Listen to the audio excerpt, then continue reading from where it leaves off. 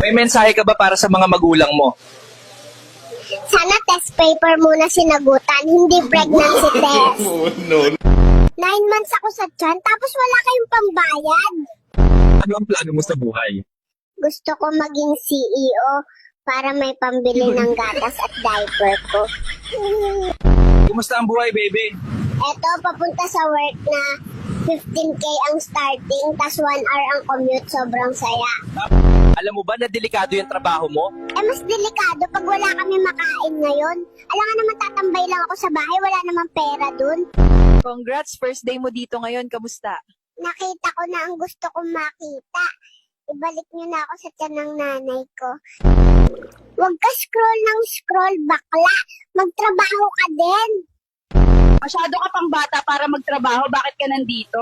Kailangan ko magtrabaho. 16 years old pa lang kasi ang mama at papa ko. Ano plano mo mamayang gabi? Iiyak po ako ng sobrang lakas mamayang 2 o'clock ng madaling araw para masaya. Ayoko na, mama. Mag-a-abroad na ako. May trabaho daw sa daycare sa Japan. Kumusta ka rito sa bahay? Not good. Yung nanay ko, buong araw nasa telepono imbes na pakainin ako. Ano? Paano ka lumabas? Naalala mo ba? Naalala ko bigla bumukas yung langit at maniwanag. Buti ka pa. Ako dumaan pa sa madilim, masikip at mabahong kuweba. Sabi mo, gusto mo nang bumalik sa mama mo? Hindi na po. Anak po pala ako ni Superman. Anong gusto mo paglaki mo? Gusto ko maging artista para sikat ako at marami pera.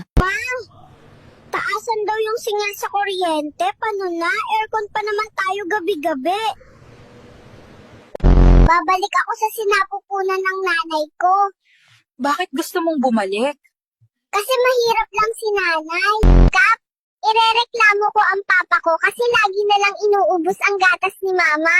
Wala nang natitira sa akin.